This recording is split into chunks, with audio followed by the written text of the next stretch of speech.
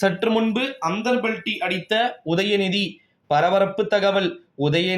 உதயநிதி உலகம் போற்றும் உதயநிதி அப்படின்னு சொல்லிட்டு உதயநிதி தொடர்பாக எவ்வளவோ விஷயங்கள் பார்த்தீங்கன்னா நம்ம பேச வேண்டியது இருக்கு. இந்த ஒரு சூழ்நிலையிலே இப்படியே போச்சு அப்படின்னா கண்டிப்பாக டெஃபினெட்லி பார்த்தீங்கன்னா உதயநிதியை பார்த்தீங்கன்னா அடிக்கிறதுக்கு கூட வாய்ப்புகள் இருக்குது. திமுகவினர் தான் சொல்கிறேன், ஓகேங்களா? எஸ், திமுகவில் உதயநிதி அடிக்கிறாங்களா? என்ன ப்ரோ இது புது பொருளையை கலைப்பி விடுறீங்க அப்படின்னு சொல்லிட்டு நீங்கள் நினைத்து கொள்ள வேண்டாம், ஓகேங்களா? தவறு. குறிப்பாக பார்த்தீங்கன்னா இந்த ஒரு சூழ்நிலையில தான் அந்தர்பல்ட்டி அடிக்கக்கூடிய சூழ்நிலைக்கு உதயநிதி தள்ளப்பட்டிருக்கிறாரா அப்படின்னு கேட்டீங்கன்னா ஆமாம் நண்பர்களே.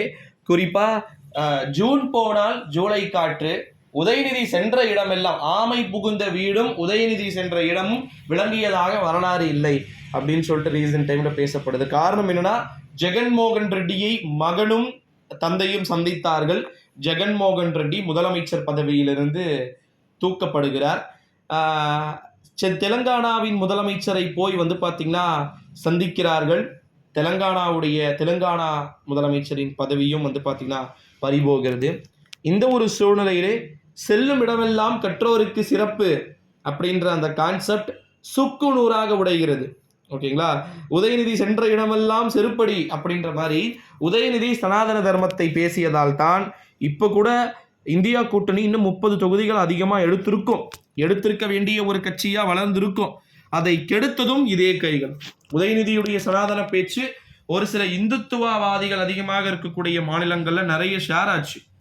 பேசிய உதயநிதி இவ்வளவு வந்திருக்காங்களேன்னு சொல்றீங்க. அப்படி எடுக்கிறத விட இதை பேசாமல் தவிர்த்திருந்தால், மத்திய பிரதேசத்துல 29க்கு 29 பாஜக, அங்க 29 10 எடுத்திருந்தா காங்கிரஸ் எப்படி ஆயிருக்கும்? ஒடிஷாவில் கொஞ்சம் எடுத்திருந்தா பூரி ஜெகநாதர் ஆலயம் வைத்து. உதயநிதி இங்க தமிழ்நாட்டில் பேசுறதும் சரியில்லை, இந்திய அளவில் அரசியல் பேசுறதும் சரியில்லை.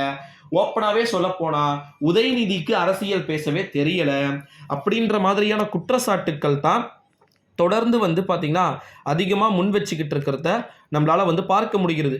இந்த ஒரு சூழ்நிலையின் அடிப்படையில் பார்த்தோமானால் நிச்சயமாக அந்தர்பல்ட்டி அரசியலை உதயநிதி விரைவில் கையெடுக்கக்கூடும் அப்படின்னு சொல்லிட்டு எதிர்பார்க்கப்படுகிறது. தந்தை என்ற ஒரு பிராண்ட் இல்லாமல் போனால் உதயநிதி ஒரு செப்பை, தெரியுமா?